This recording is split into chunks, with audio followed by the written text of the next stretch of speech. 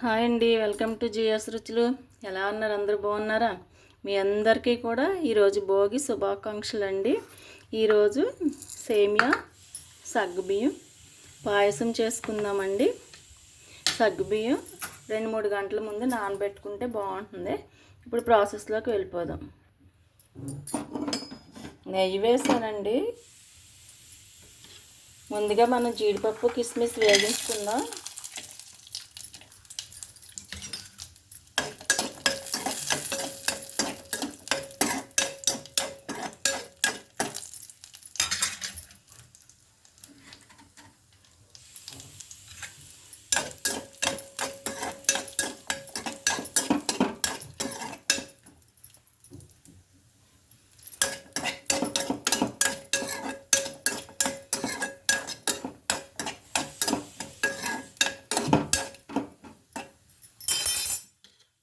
కిస్మిస్ కూడా వేసేసుకుందాం.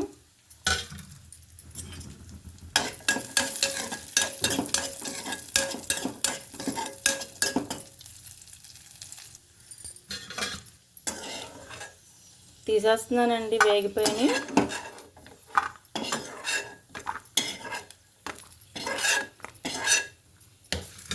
ఇప్పుడు ఇందులో సేమియా వేగిస్తున్నాను.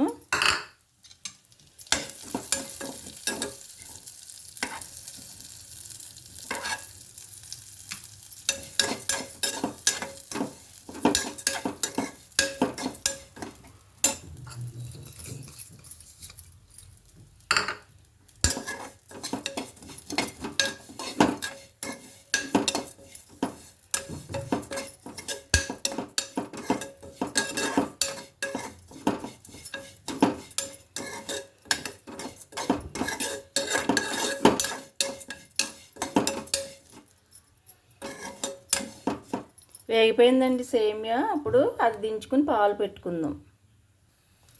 పాలు పెట్టానండి. అవి పొంగు వచ్చిన తర్వాత మనం సగ్గుబియ్యం సేమియా వేసుకుందాం.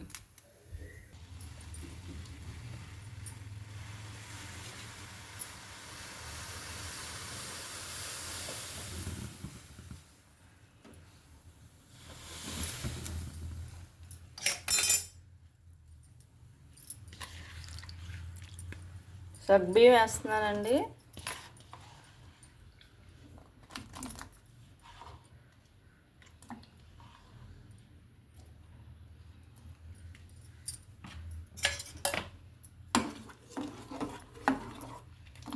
నానబెట్టిన మూల తొందరగా ఉడికిపోతాయి. ఇవి కొంచెం ఉడికిన తర్వాత సేమియా వేద్దాం.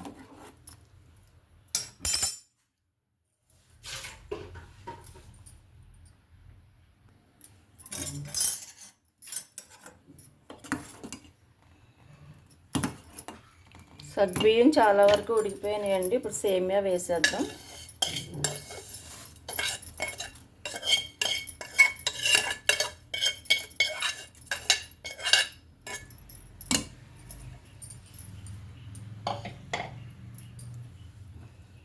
సగ్గుబియ్యం ముందు నానబెట్టుకుంటే 5 మినిట్స్లో అయిపోతుందండి సేమియా సగ్గుబియ్యం పాయసం.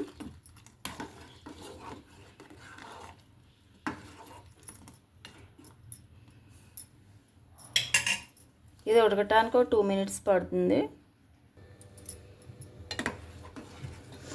ఉడికిపోయినాయండి.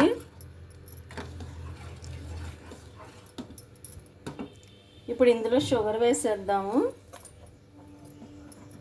స్టవ్ సిమ్లో పెట్టి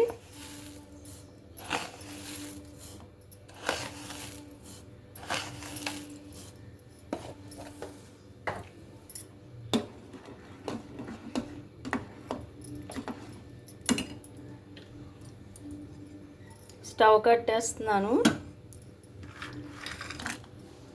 ఇప్పుడు జీడిపప్పులు అవి కూడా వేసాను.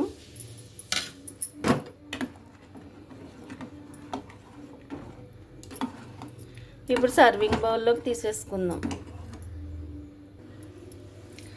సేమియా పాయసం అండి. సేమియా ఉట్టి సేమియా పెట్టుకుంటాం కన్నా కొద్దిగా సగ్గుబియ్యం వేస్తే బాగుంటాయి.